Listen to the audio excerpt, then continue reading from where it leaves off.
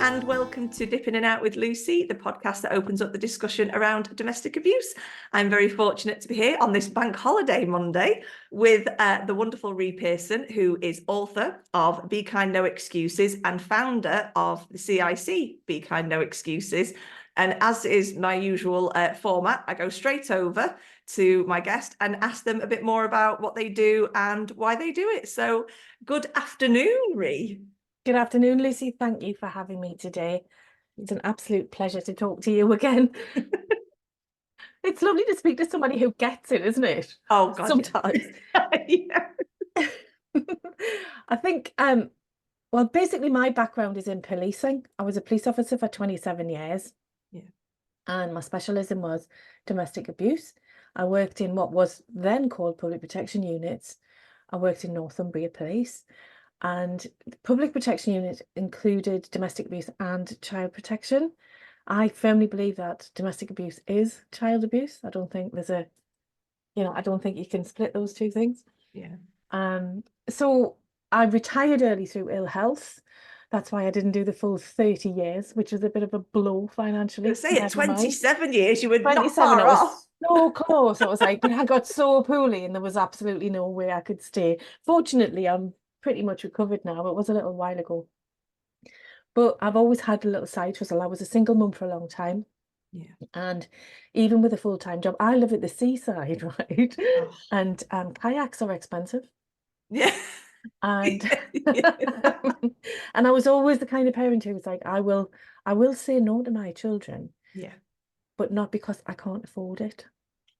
And that was one of my like basic principles to me.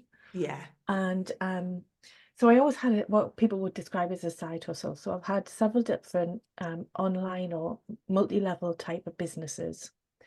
And at the time we went into the pandemic, I was and still am in a business. Yeah. And we took all of our networking meetings from face-to-face monthly to Zoom calls. Can you remember that? Yeah. You're on mute, yes. that line of the pandemic. And I was in a business network.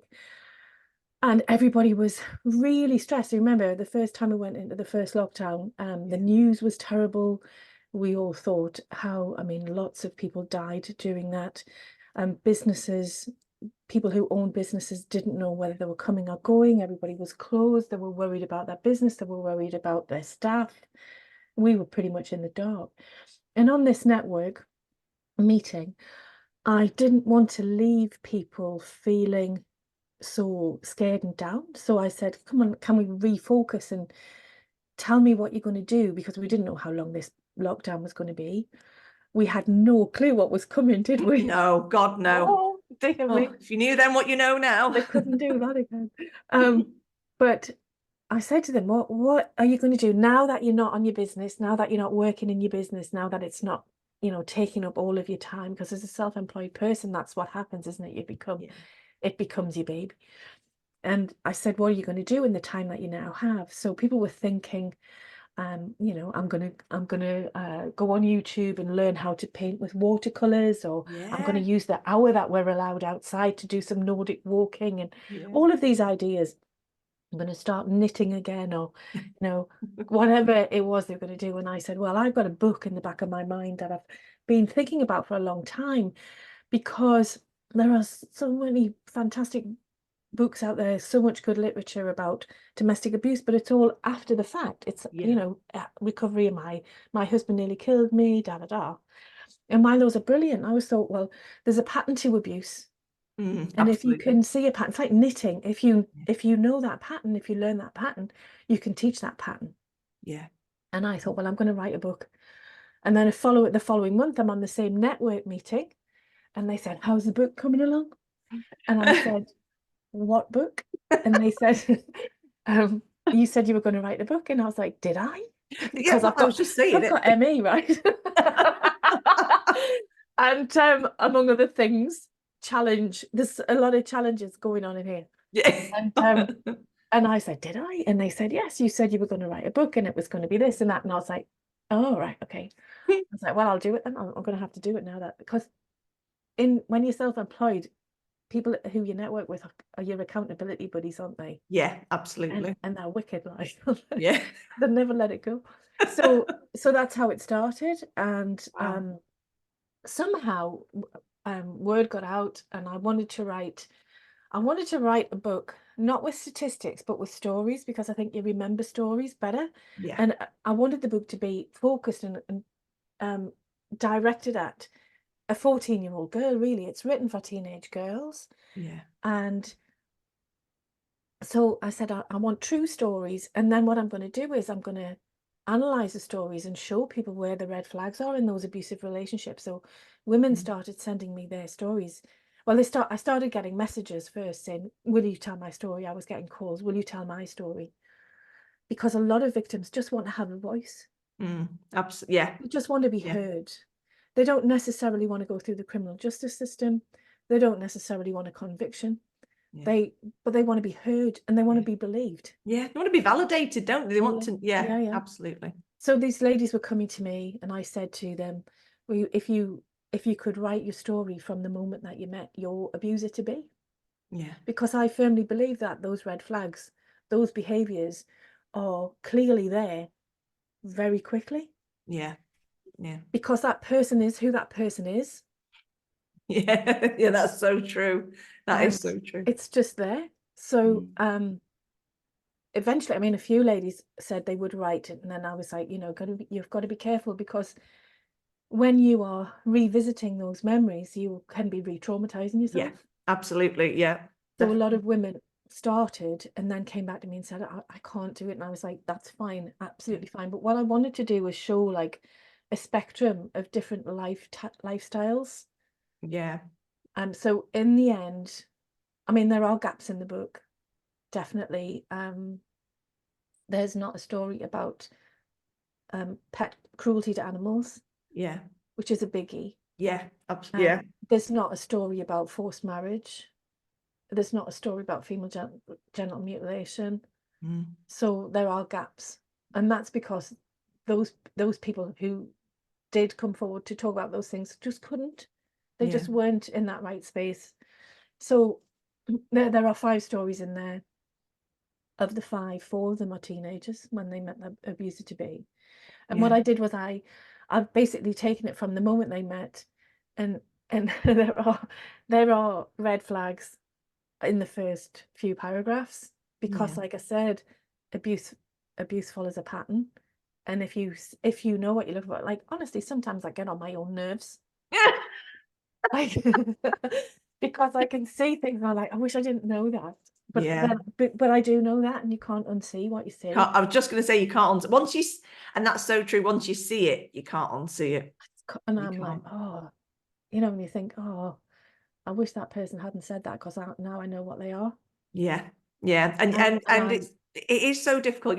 When I'd done the episode recently with Sari Taylor, and you talk about friends, friends and family who can see it from the outside, but how do they then approach it? Because if the person who's in that situation isn't ready to see it themselves, you can't force it. You can't say, look, I can see it. How the hell can you not see it? no, It's unique to each person, isn't that's it? right, Yeah. absolutely. But what you can do is be there for them Yeah. when that light bulb switches on, Yeah. which is a devastating time. And another thing that I've seen, because what I did was the book was written, and part of the book is about self-awareness, self-belief, and self-confidence. Yeah. And essentially, what I thought was, I'll write this book and that'll be it. But that didn't happen. Yeah. And women started coming to me saying, can you help me? Like, I've been in abusive relationships. I seem to get back into more abusive relationships. So I developed a series of workshops for women who've been in abusive relationships. And that's not necessarily intimate partner relationships. Some people were coming to me because of parents being abusive, siblings being abusive, friends being Absolutely. abusive, colleagues being abusive, Yeah. people in authority being abusive. So the find your voice in relationships is really quite generic. So what you do with that one is I say at the beginning, have a particular person in mind while you are going through this process. Yeah. But you can come back and do that process again with a different person. Yeah. And I was going to say, you just hit a really good point there as well about if you're in an abusive relationship, very often you will put up with things in other areas of your life. So whether it's work, whether it's friendships, you will tolerate more because your level of tolerating to start with is so much higher than most people's because you're living with a perpetrator. It's So because your boundaries are crap. exactly, you've got no self-worth, no self-esteem, Absolutely. And people will take advantage of that. Yeah, absolutely. Across the spectrum of all your relationships. Yeah, and that's something, do you know what? In all the episodes I've done, that's one thing that's never been pointed out. And yet it's so true and so simple a concept to understand. And I think anybody could understand that concept, that if you are in an abusive relationship, the chances are you will experience abuse in other areas of your life because to you, it's normal. Somebody talking down to you, somebody calling you names, whatever it is, it's your normal. So you will put up with it. But I think that's a really important point to make. And so then not only do you have to, if you are lucky enough to leave the relationship, process what you've been through, you've also got to start then processing all the other areas of your life where you have kind of not had those boundaries and not said no to people. I think that's a biggie, isn't it? Learning to say no. That comes up in a lot of kind of group facilitation work that I've done as well, is that learning to say no to certain, that you don't have to say yes to everything. You don't have to be a people pleaser. And that comes from family. Yeah. A lot of it comes from family. Yeah. And what's expected of you as a child, what you put up with as a child. And another thing about it is some families are quite chaotic and there's a lot of drama. Yeah. And then that becomes your normal. Yeah. So you go into a relationship and you wonder why there's no drama, because the other person hasn't come from toxic family traits.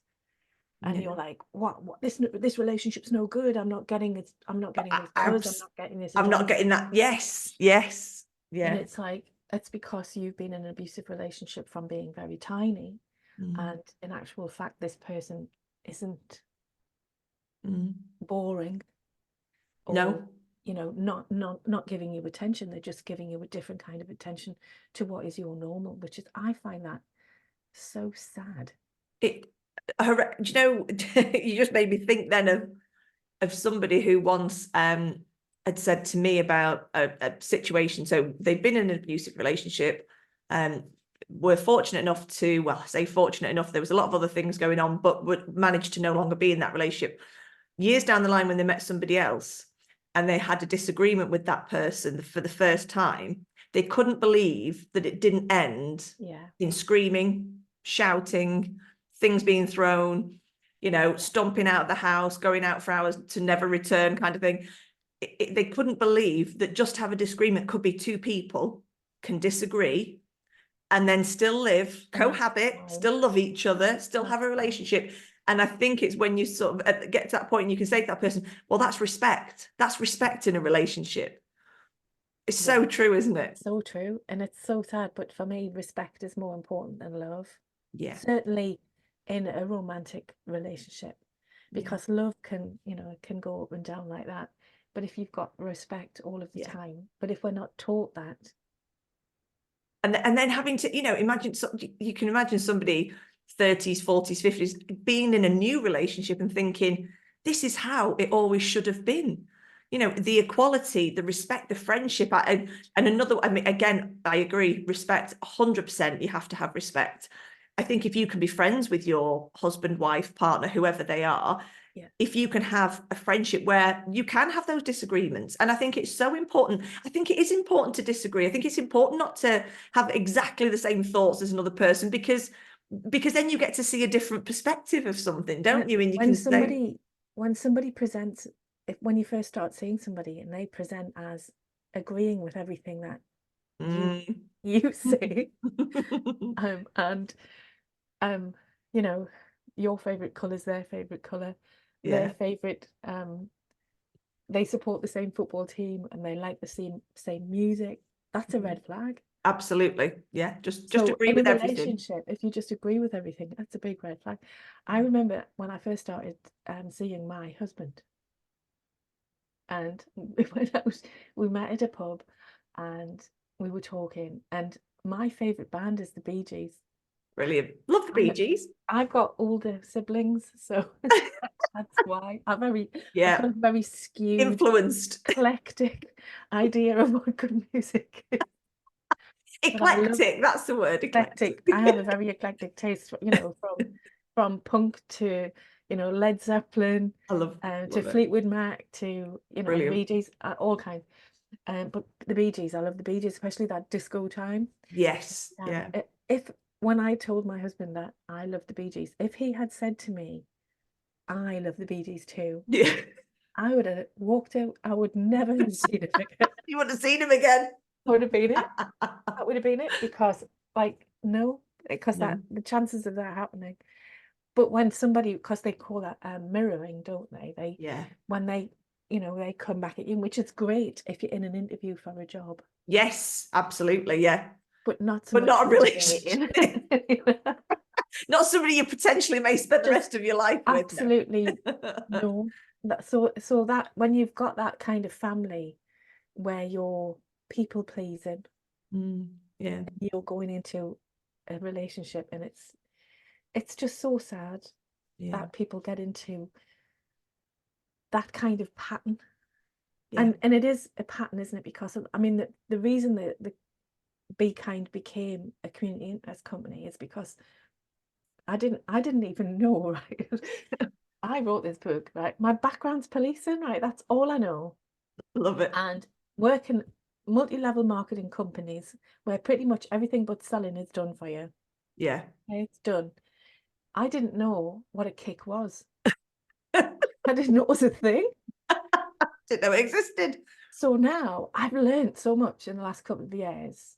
Yeah. And it became a community interest company because so many people came to me and said, can you do you do workshops?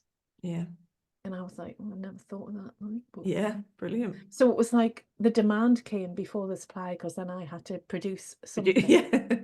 Because then, but then in my heart, because the Be Kind's written for teenage girls, and I mean, you can read it as an adult, and Yeah. it's written for teenage girls, but everybody should read it. Yeah. Yeah. Because one There'll of be the something in things, there for everybody. Yeah. yeah, totally. One of the things I don't want is, but like we've just seen, like if you come from a family where drama is normal, like some of the behaviours that are red flag behaviours, that if you're a teenager and you're, say, 2 15-year-olds, and one of you does something that's a red flag, that does not mean that you're an abusive person. It just means that that is what you've been taught so far. Yeah. Yeah. So Yeah. you need to have those conversations with teenagers to say, you know, this is a red flag, but this is the green flag. This is what you could be doing. This is what you should be Yeah. saying.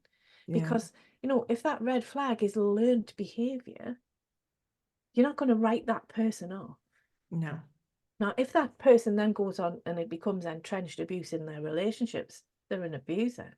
Yeah. But when you're a teenager, you've still got that opportunity to learn and to understand and to embrace what healthy relationships look like, Yeah. feel like. Yeah. That's it is. And I think, you know, what you're doing, I've always been passionate about children, teenagers, children and young people having that understanding and being given the choice to understand abuse. You know, we've almost kind of, as a society, government, whoever, has decided, you know, we don't talk about it to children, we don't talk about it to young people because, you know, it's something that's taboo. Well, if it's taboo for adults, then they're going to think that it's taboo for children and young people. But the problem is those children and young people are going to grow up. Yeah.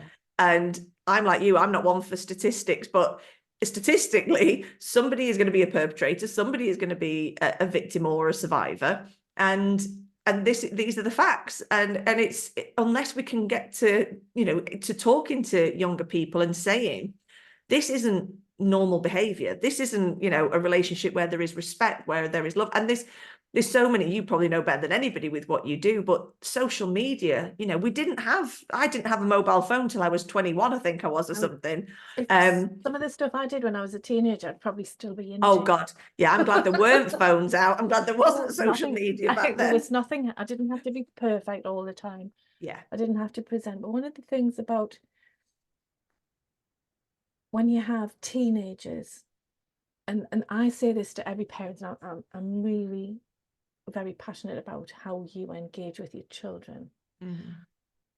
I have a problem with punishment, Yeah. because to me, punishment smacks of demanding obedience. Yeah. And that you're right. So one of the things I've always said to my kids is, right, you are, I know, like certainly when they were a little bit older in their teens, they're adults now, but I know you're going to do things that you know that I'm going to disagree with, Mm. but you're still going to do them. Mm. Mm. And I'd rather you didn't. But if you do it and you find yourself in a situation that you know I would be mad at you for being there, Mm. for example, going to a party or going somewhere, and if you feel at risk, if you're uncomfortable, if you feel like you're in danger or your friends are in danger, I do not care where you are. I Yeah. do not care what time of the day it is. You phone me and I will come and get you, Yeah. and I will not ask you any questions. If Mm. you want to tell me, that's entirely up to you. That's brilliant. I love And that. I think that is important, because I speak to so many young women who have been raped, who have got themselves into situations that they know they shouldn't be in. Like they go off in the car with the boy or whatever. Yeah. They go to a party and they feel that they have no choice, because if they ring their parent or carer, they will be in Gonna what be they told call that. Yeah. they'll get wrong. Yeah. And so many young women get raped. And I'm sure, I don't talk to them, but I'm sure young men do too. Oh God, absolutely. And I think, you're right. If, we all have been there. We've all been teenagers. We all want to test the boundaries, especially if you've tried to be a good kid, or a good teen. And then you will get to a point where you want to do things that your parents would not necessarily agree with, because you start thinking, well, it's my life. And, very much centered around ourselves as teenagers, aren't we? And what we want. That's But their job, isn't it? yeah, but exactly. And I think you're right. I think if they know, and again, that's down to respect and trust, isn't it? If they know that even if they mess up, that they can still come and have that conversation, then it kind of gives you that feeling of some form of safety, isn't it? A safety net to say, actually, I know that I've made that clear. I'm not going to come down on you like a ton of bricks. And where does that get anyone anyway? Oh, It doesn't, does it? It doesn't get anyone as a anywhere. parent, I'm there to safeguard my children. Yeah. I'm not there to judge them. Yeah. Bells, I've made plenty mistakes. Yeah. Haven't we all? We all. And I think that's what's beautiful about what you're doing, because it's such a crucial time, I think, in the world in general, in terms of teenagers understanding their own worth, understanding that they're more than an image on a social media, looking perfect and everything else, that actually what's up here, what comes out of here, I mean, what you say, what you think, what you feel, you have the right to your own opinions, your own thoughts, your own feelings, and somebody else doesn't have the right to take that away from you. And then that's how very much in abusive relationships, like you said before, about the mirroring, and oh yes, I like everything you like, and yes, let's all, let's do this, let's do that. But then slowly that starts to change, and it flips, doesn't it? And it becomes all about what they want. But they've by that point you've been love bombed, as they say, into believing that this person absolutely adores the bones of you, and that's it. It's the two of you forevermore. But if you're a teenager and you get into that, I mean, because you think, oh, it must be me. It must be me. And first of all, teenagers are programmed to seek attention. Yeah. That's their job. Yeah. And then as adults, we criticize them. Look at her, she's always seeking attention. Yeah. Well, duh. Well, if as adults we stood back for a few minutes and thought, I've done it with my own kids more recently as they're starting to get a bit older, and you do find yourself going, but I was that age once. Did I get it right 100% of the time? No. Did I fall out with my parents? Yes, absolutely. We all do. And I think if we were as adults a bit more honest with ourselves about how we, behave as teenagers, then we would cut a bit more slack for those that do end up in abusive relationships. Absolutely. One of the things that we talk about in the Find Your Voice sessions, which are for adults, is telling yourself the truth. Yeah. Yeah. And that's a very challenging session. I can't, oh my God. I bet that session runs over as well, because there'd be a hell of a lot. A lot of to unpack. discussion about that, because we just don't do that. No. So with the ABC program for girls, it's more about self-awareness, self-belief, and self-confidence, and also being made aware of the red flags. Because when somebody tells you you're wonderful, you want to believe them. But what they're actually doing is they're gaining your confidence, and then you tell them things about yourself, and they are what I would call intelligence gathering. Oh yeah, they could work for the CIA, couldn't they? Oh, they could, yeah. Well, it's very clever, but it's they all do it. So it's a pattern that you can see. So intelligence gathering in order to use your vulnerabilities down the line.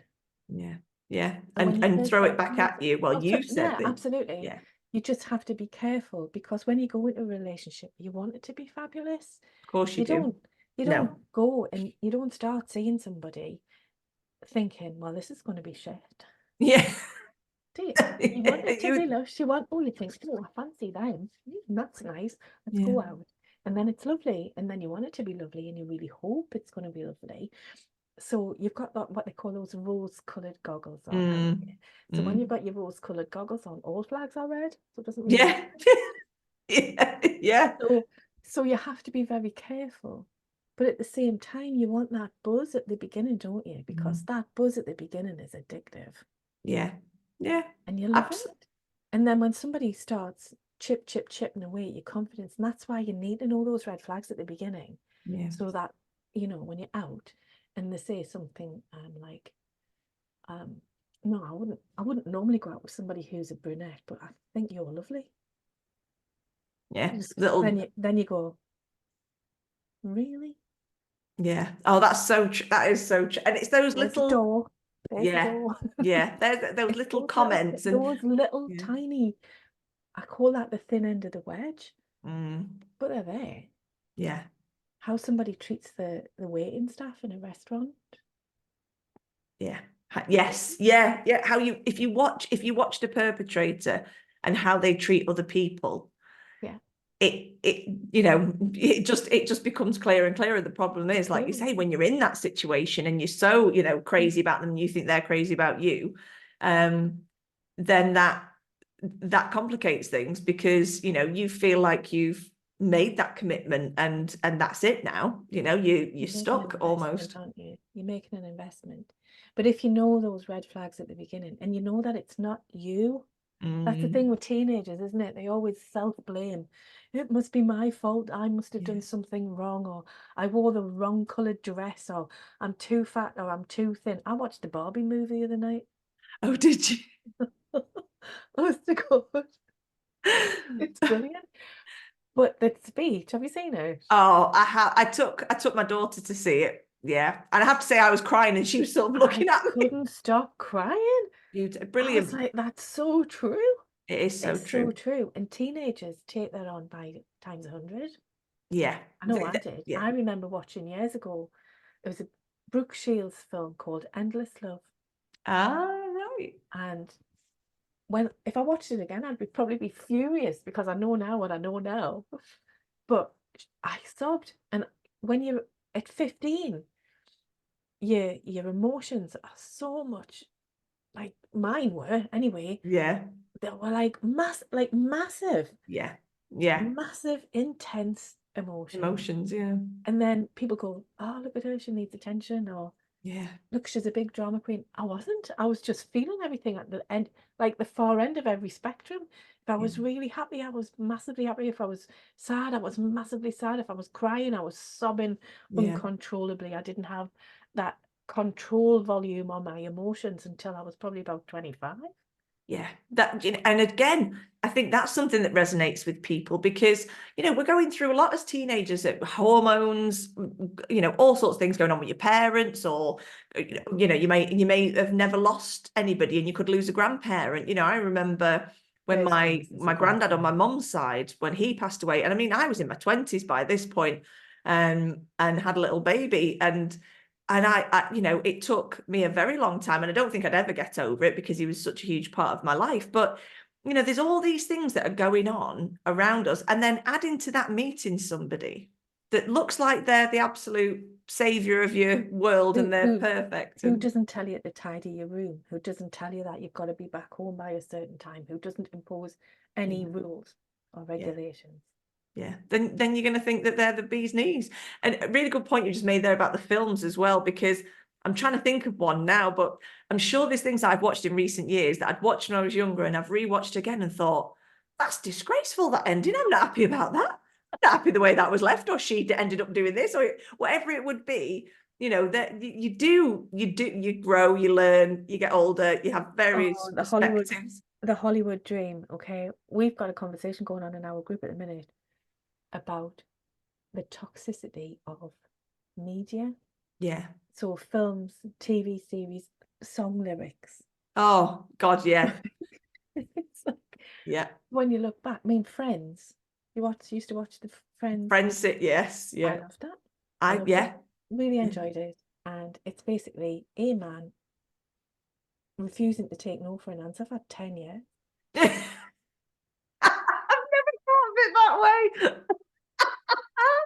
Oh my God, I've never thought of it that way. I know, it's quite scary.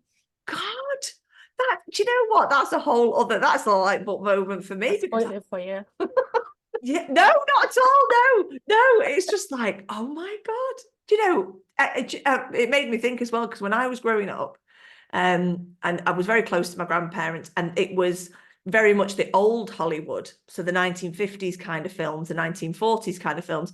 And again, it was always about the woman looking perfect, you know, the man chasing or whatever it was, and then, you know, it goes up and down through the relationship, and then, you know, they ride off into the sunset and everything's wonderful. And it's only as you get older that you go, that was all a load of rubbish. You know, hang on a minute, you know, pining over somebody. I love a black and white movie. Yeah. My favourite movie of all time is Pride and Prejudice with Rie Pearson and Laurence Olivier. It was made in 1940. Yeah, and you know, this when I look back now, this growing up with things like, I don't know, Seven Brides, Seven Brothers, you know, all these kind of the musicals and this as well. And the thing is, you know, it's wonderful to go back and the nostalgia and watch things again and enjoy it for what it is. And I think, but sadly, when I now look back at my own life, I think how much of that was Sense and Sensibility or whatever. It'd be pining for somebody, and for that, like you say, wanting that buzz, wanting that feeling, and you want that to hang around forever. But sadly, as we get older, we realize that it is the respect, it is the friendship, it is the equality in a relationship, all these things that actually will sustain a relationship, and you will be happy, and you can be happy. Yeah. Alternatively, if you're not happy, you get pathologized. Oh yeah, something wrong with you, so you go to the doctor, and the doctor gives you depressants or antidepressants, isn't it? So you go to the doctor, because when you're being abused, emotionally abused, psychologically abused, one of the things that comes out in my group quite a lot is when I have the conversations, and then women come to me and go, I've just realized I'm 17 years into an abusive marriage because of what you said. Yeah. Because they think it's physical abuse. Yeah. But emotional abuse and psychological abuse actually does affect you at a cellular level. Yeah. So it is physical abuse, and that's why you feel so ill. Yeah. So you then go to the doctor, because if you're with an abuser, they will quite frequently say to you, you're crazy, they'll do what the term is gaslighting, but basically just means they make you think that you're losing your mind, and you've lost your mind, or you've done something that you haven't done, or they haven't done something that they have done, or they haven't done something that they say they have. Don't you remember I told you? Nuts, yes. To make you think that you're crazy. So you go to the doctor because you feel terrible. You think, oh my God, I've got depression. And the doctor gives you antidepressants. And then your abuser, who's been accusing you and telling everybody around you that you've got mental problems. That you're crazy, Because they create a narrative around you about behind your back. Yeah. So then you go to the doctor gives you the meds, and then your abuser goes, look, I said she was cracking, she's on medication. Yeah, exactly. That, you know, it's it's proving their point. And I think this is why it's so important now. Lose, isn't it? Lose. Oh God, yeah. When, it's so important now that if you do go to the GP and you do, and like you say, so many times that happens when somebody will feel that way, they'll go, and then the answer is antidepressants or some form of medication. But now there's social prescribers who, when I used to work for the charity I worked for before, there was a lady there that I met, and she was a social prescriber. And the idea is to try and step away from that more and look for alternatives. Yeah. To whether it's group facilitation, whether it's counselling, whatever it is, that may just make that difference and make that person think, hang on a minute, I'm not going mad, because I'm sitting here with, your workshops will have that effect, and exactly, that people go, well, they've experienced it, and so I'm not alone. And that's a big one, isn't it? Realising that you're not on your own. It isn't always physical. It can be psychological, it can be financial, it can be emotional. There's so many. And that's why I think it is hard for society to process domestic abuse. And sometimes it bothers me that maybe the term domestic abuse is what puts people off or confuses people, because they don't really then understand all the other aspects of abuse. They should just drop the word domestic. Yeah. I think so, absolutely, because it makes it sound as if it's only husband and wife, or husband and husband, wife and wife. It makes it sound as if that's it. There are no other options, and it makes it sound. And sadly, over the years, and I'm sure as a police officer you experience this, where people go, they're just having a domestic. That became such a police officers say it. Yeah, having a domestic. So it makes it sound, you automatically, your brain goes to, well, it must be physical. Someone's thrown a plate, someone's screamed, someone's done whatever. So we've got this built up idea in our minds of what we think domestic abuse is. And I think until we change the term and we change how we talk about it, and I think you're right, I think it's pure and simple abuse. It is abuse. It's terrorism in the home, really. Yeah, absolutely.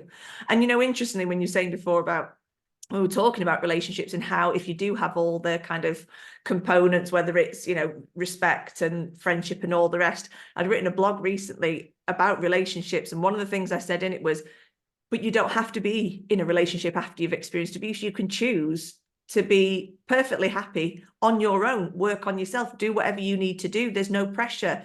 Just because society may sort of think, well, they're not with anybody after they've been through this abusive relationship. Maybe that's what's right for them. Yeah. And it is, by not being in an abusive relationship anymore, it's your time to take back that power and control and say, actually, from now on, it's what I want to do and what I feel comfortable with and what I feel is within my boundaries of what I'm willing to, experience in a relationship. And if it doesn't work, it doesn't work. Yeah. With that person. You could do that exercise that I use, where it's like, write down what you want. Yeah. And then live that life that you want, because some people don't know what boundaries are. No.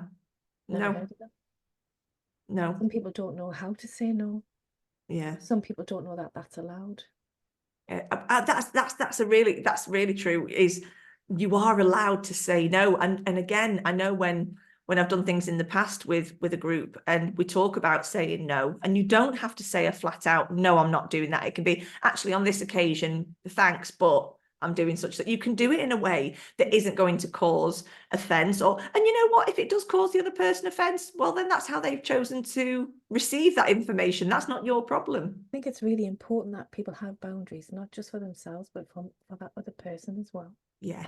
Because that other person, if you don't know what boundaries are and you don't know what your boundaries are, and you're doing things or saying things and then your behaviour is different from what you've said, the other person's confused then. Because they don't know, like, we're not mind readers. That's true. Unless you are mind readers. No, but, I'm glad I'm not. Oh God, can you imagine what it'd be like walking through the town centre if you were mad? Just had a flash then in my brain going, oh God, no. There's enough like you, there's enough going on up there. I'm all good. That'd be terrible. You need to be very articulate about what's okay and what's not okay, and just say it.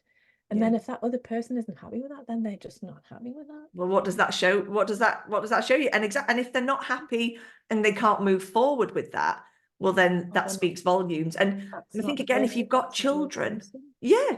And if you're trying to put boundaries as a lot of what I talk about is post-separation abuse. And again, in there isn't the word domestic. It is post-separation abuse.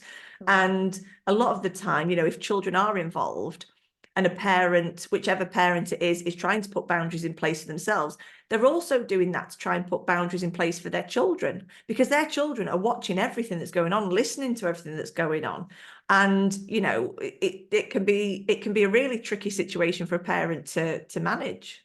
One of the things that you've mentioned about the term domestic abuse, people have this idea, but also in society, people say things like, what goes on behind closed doors is nobody's business. Yeah. And, well, do you want your children to come from a broken home? Broken home. Yeah. Well, actually, it's already broken. Yeah. And if somebody's being abused behind closed doors, it is other people's business. Yeah. Yeah. Otherwise, because the perpetrator, one thing that perpetrators do quite early on is isolate you from your support network. Yeah.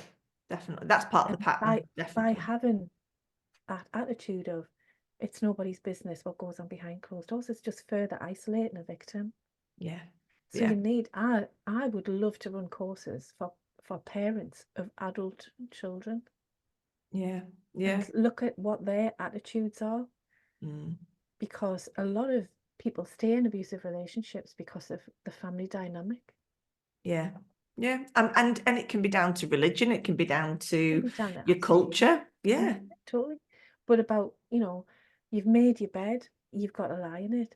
Yeah. It should be illegal to say that out loud. Yeah. Yeah. To say that's it. You made that promise. You have to stay with that I person have to forevermore. stay with that Yeah. person. Because But what is that doing to that child? What is that, or children, like I said right at the beginning, domestic abuse and child abuse, it's the same yeah, thing. Where there is domestic abuse, that is child abuse. child abuse. Yeah. And I've got 4 brothers, and one of them said to me, the best thing that a man can do for his children is to love their mother. Yeah. Which is Yeah. a brilliant line. Yeah. Because Yeah. if you are abusing the mother of your children, by proxy, those children are being abused, because the Yeah. mother of the children, in 99.9% of cases, that is their main carer. And if that main carer is under stress and anxious, that reflects through to their children. Yeah. So Absolutely. if you're Yeah. out there being abusive and going, well, I'm not abusive, I'm a good dad or I'm a good mum, and you're abusing that child's carer, you're not a good dad, you're not a good mum. No, that is so true. And I think another kind of layer of how complex it all is I was saying this recently when I was talking at an event, and I was saying what we have to remember as a society is very often, not always, but very often, children love both parents in an abusive relationship. They love their mum, they love the dad. And for them, it's so difficult to separate out that one may be a perpetrator, because like anything, like any human being, all we want to see is the best in people. And we want to believe that deep down, even if somebody appears to be cruel to you or doing whatever they're doing, that actually underneath all of that, you want to believe that the essence of them is good. And sadly, with an abuser, with a perpetrator, it is a pattern of behavior, and they will continue to do it. So that child loving somebody that will continually and continue to abuse them is heartbreaking, but you can't stop that child having those feelings. It's almost like, what is the answer? Because if you say, well, no, you shouldn't have feelings for that parent, then what happens to them when they get older? But if they have feelings for that parent, then eventually they start to see things for themselves. That's all you can hope, isn't it, really? Yeah. I think kids realise quite early on. Yeah. I certainly, in terms of their feelings of safety from being tiny, from before they were born, Yeah. they can feel it. But when you get kids to like 7, 8, 9-year-old, they will tell you what they think of the other parent.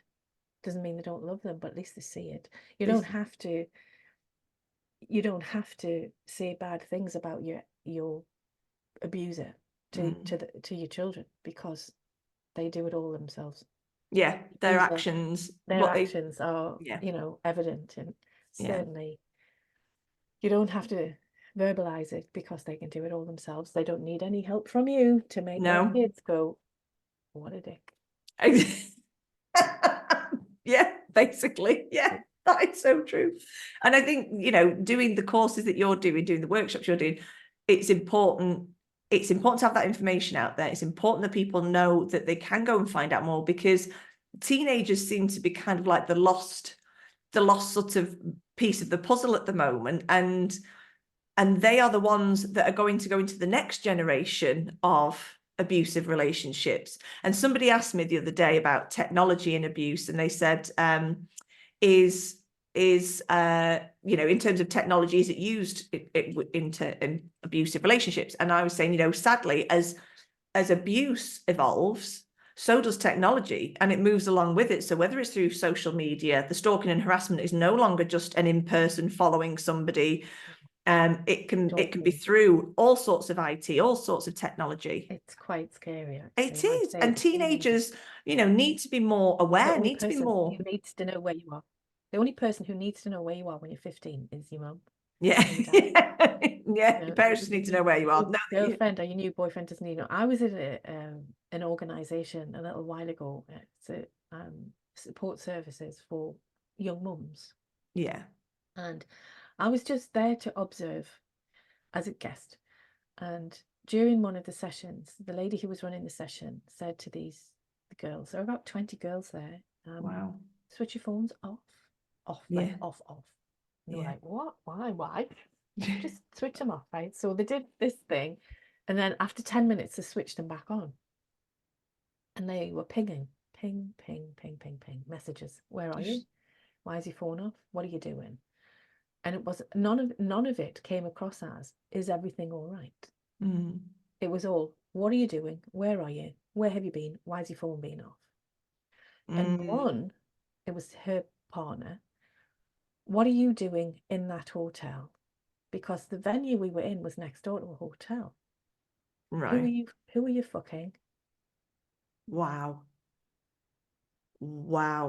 And that just shows, so they've tracked them on their phone and they can see So they're where on they. the phone, so they know that they've switched their phone off. God. Literally no, and they didn't all get a message. No. But of the about 10 of them got messages. I was just going to say, a decent number will have had that kind got of messages, and not one of them was of concern. And not one of them was saying, is everything all right? And one of them was extremely abusive. Yeah. Yeah. And like, what does I mean? That speaks volumes, doesn't it? That absolutely does speak volumes. And that's the sad thing now, is because everybody has their phones on 24/7. Then if you I've noticed a lot with children and teenagers as well, is they're constantly on FaceTime together. So when they practically live with each other, even though they're living in different houses and have different parents, they're all like, oh yeah, I'm just doing this. And they almost live with each other. And it's quite invasive in some ways, because you think, where's that kind of that boundary, and if then as you get older as a teenager and you're dating somebody and you're living in different houses and you're, I don't know, 15, 16, 17, whatever, and that person is constantly on to you going, oh yeah, I'll just be on the phone while you're doing whatever you're doing or doing your homework, or so it's there's no respite from it. It's just so invasive and so oppressive to me. They just want to know where you are all of the time. And they can know where and and the sad thing is now they can. And who you're with and what you're wearing. Yeah. I knew somebody once after the relationship had ended, and she hadn't been out for a very long time, and she went out with some friends, and eventually, I think it was the following day or something like that, the ex-partner had said, when she started with a cold, didn't feel great, and the ex-partner was saying, well, you couldn't have felt ill last night because you were out at such and such a bar with these people, and they knew exactly what that person was doing. And you think that even once you're no longer in that relationship, they still can stalk and harass you. I think, it's so important that people do know that there are workshops. We can help ourselves. We can be more informed. I think that's one of the biggest things to realize is if you're more informed, then you can help yourself more. I And you call it can, target hardening. yeah, target. I like that. Because if you're more informed, you're less likely to Yeah, continue seeing somebody yeah. who's displaying that type of Behavior, yeah. And I think that's the only way it can ever, and you can have support services, you can go and have, your counselling, you can do all those things. I think for me, all of that is important, absolutely. And it's important to know that you can pick up that phone, you can go online. There are people out there who know what they're doing, who know that whatever you say, if you say to them, you're never going to believe what I'm about to tell you, they will. They'll have heard pretty much everything. Yeah.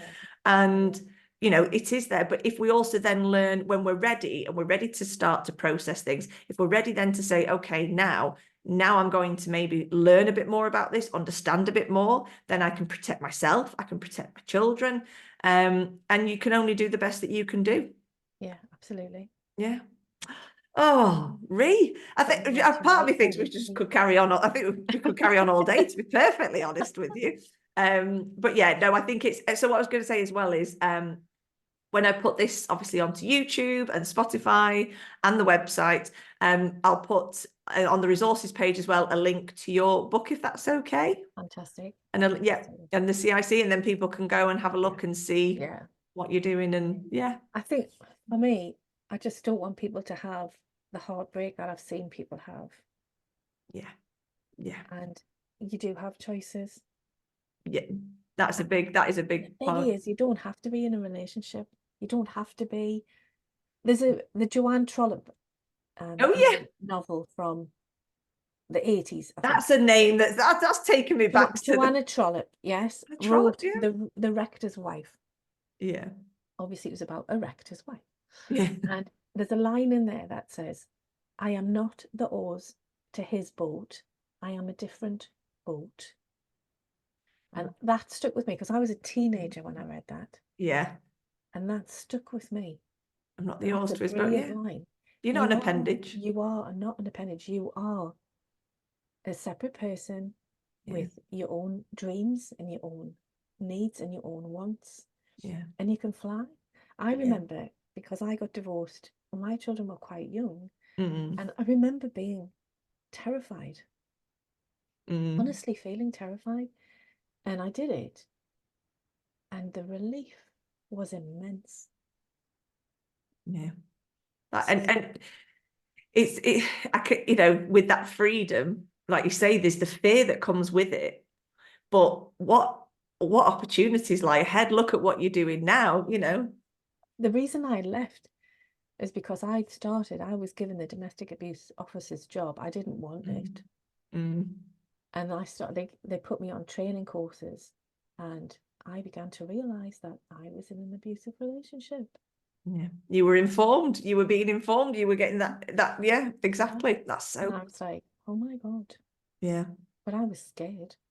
Yeah. I And I was think, very scared. one thing I think is really important, and I said this to somebody recently, whenever I do these episodes, I think what's really important is we have to be realistic.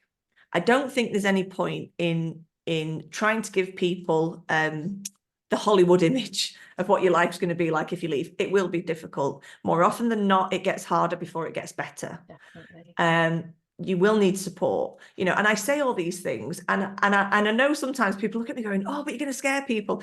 But actually, you've got to be realistic. You have to be truthful, because otherwise, if we as professionals aren't being truthful and aren't telling people, actually, it is going to be very difficult. Then we're doing exactly what the rest of the world is doing, and anyone who hasn't necessarily experienced abuse directly themselves is saying, well, why didn't you just leave then? We have to be honest and say it isn't that straightforward. It is going to be difficult, but there is help out there. There's so much support. And you'll find if you do things like group facilitation or you do workshops, that you then bond with people that you never thought you would, but you Absolutely. then learn from them, they learn from you strengthen each other, and you realize that you can survive the bad days, you can survive the horrific days, and you keep moving forward. For me, it's really important, and I have to be clear here that I mostly work with women. Yeah. And that's my area. I never had a put it this way, all of the perpetrators that I dealt with were men. Yeah. Not all of the victims were women, but all of the perpetrators were men. But what's happened with me is it's evolved, and bringing women together is really important, because the situation with the isolation in abusive relationship is you're isolated from your support network. So bringing support networks together is so important. Yeah.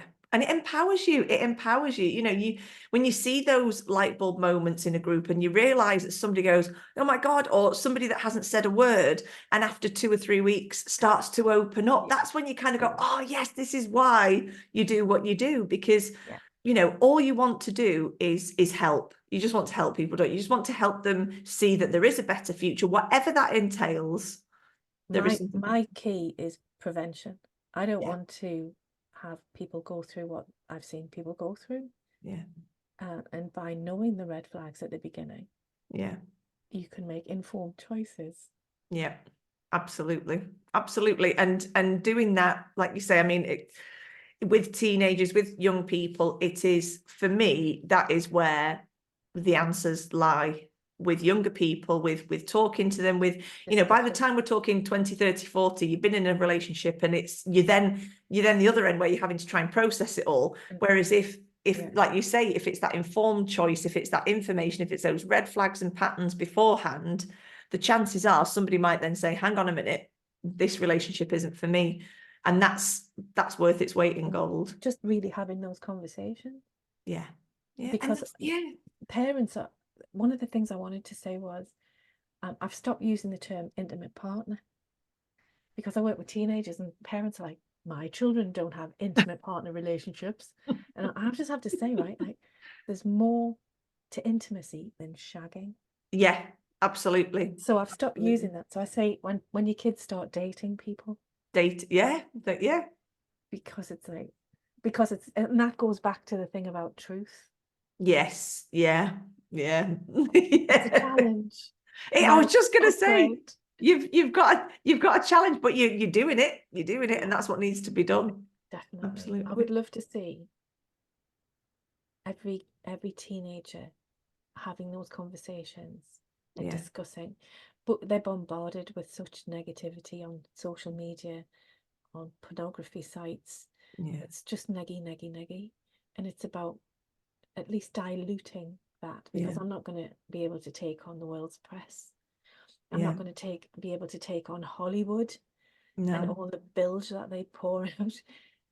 To be quite fair, I quite like watching movies, but sometimes I'm like, oh God, switch that. And some of the American TV series are so toxic, because it might be the free world, but not for ladies. Well, I was just going to say, definitely not for ladies. And and that's, you know, again, that's something that only now, when we were talking before about the Barbie film, you know, the tide is slowly starting to turn. But again, the same with talking about domestic abuse.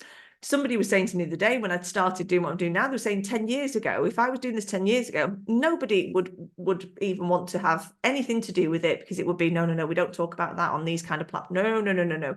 It's abuse. You can't talk about that. But actually, by talking about it, we're making it okay to talk about it, because it should be okay to talk about it. And if you're a parent and you feel uncomfortable talking about relationships and sex with your kids, right? Tough.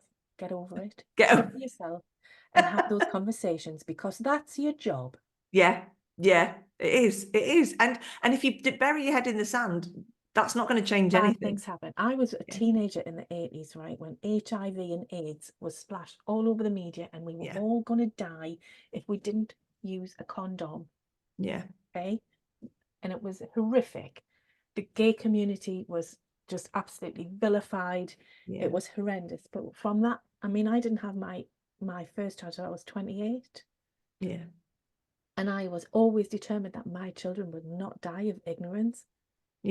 So I always had open conversations with my children about absolutely bloody anything they want to talk about. Anything. And when they've started bringing girlfriends and boyfriends home, they have to become part of that conversation as well. Yeah. because Yeah. I'm not talking about things that are important to keep you safe. To keep you safe. Yeah, exactly. And if you do all of that and you've done the best you can do, then you can put your head on the pillow at night going, I've done the best I can. I've done the best I can. And each person is an individual, isn't it? They're going to do what they're going to do. But if you know as a parent you've tried. Yeah, if you're a parent and you're lying in bed at night thinking, if my kid's in bother, would they talk to me? You need to have a conversation with your kid. Yeah, absolutely. If my child came to me and told me that this was what they'd done, would I judge or would I be concerned? You've got to have those conversations. The truth is really bloody hard. It is. But it's better than burying your head. Or sometimes as well, I think of parents who are in a situation where it's the child's parent abuse. So it comes up to say teenager age and they are abusive to the parent. Is you have to be honest with yourself as a parent then, don't you, and say, well, actually, I have to put boundaries in place for myself, that I'm not willing to accept this behavior. And be true, and being truthful with that person, saying that's, and it sounds awful and it might be your child, but at the end of the day, you have a right to have those boundaries. You have a right to be honest with them and say, this is not acceptable behavior, as opposed to just bury your head and say, oh, it's okay, carry on behaving the way you're behaving, it's fine. What people have said to me is because they haven't had those types of conversations with their child, having the book has created a bridge for them, so they can use the book as a tool to begin those types of conversations. Yeah. But I would also say, like, when your kids are very tiny and they come to you with their little problems, if you poo-poo their little problems and you don't listen, they won't come to you with their big problems when they're big. No. So listening is a massive part of safe parenting for me. Yeah, absolutely. And sometimes by listening you learn more, don't you? You can learn a lot more sometimes as a parent if you listen to learn rather than listen to respond. Yeah. And it's not easy for parents, because we all want to, I don't know one parent that's got it right 100% of the time. It doesn't. Sometimes I've been like raging, like internally, like, oh, don't tell me this, don't tell me this. Yeah. And I'm like, it is what it is. But then but then they've told you. That when you sort of stand back from the situation, go, but they did tell me. And be very careful what your face looks like when they tell you. Yeah, oh God, yeah. Because if your face tells everything, you're like that. Yeah, going, oh God. Yeah, you have to be very careful. And that's the same with victims of domestic abuse as well. When victims of domestic abuse tell you, it's a privileged place to be. Exposes to you, and your reaction, including the expression on your face, is vital to what that victim will do in their next step. Yeah. So be very careful about what you say, and certainly don't say, I can't believe it, he's so canny. Oh, I know. I can't believe he's so kind. Or, well, I could have told you that. I could have told you they were abusive. You're just like, oh no. You do pick them, don't you? Yeah. You're like, no. This is we need some sort of, we need a, what you call it, like a glossary of all that as well, don't we? To say shitty things people come out with. Yeah, just for all of society to learn. Actually. I'm going to go, instead of saying that, say that. I'm going to do that. I'll give it away as a freebie. Yeah, there you go. That's what we need. I'll put that on my to-do list. Put it on your to-do list, yes. Of things. I've got one that's the 10 red flags when you first start dating. It's quite rude, but it's funny. Oh, brilliant. Right, well, can I put it on the website? Yeah. Can I put it on the website? Oh, but Rie, thank you so much, because honestly, it's so important. What I love about all these episodes is every episode is different. Yeah. There's a similar thread that runs through each, because we're talking about abuse, but everybody comes out with something that hasn't been said before. And that to me just proves that doing this is so important, because at the end of the day, everyone can take that little bit of something new away from it and maybe, hopefully, learn and in the future help somebody else. Yeah, and we keep paying it forward. Yeah. Thank you so much, Rie. Lucy. It's an absolute pleasure. I love talking to you. Oh, well, like I said, we'll have to do another. Let's do another in a few months' time. See where I am in a few months' time. We'll do it. Thank you so much. Thank you.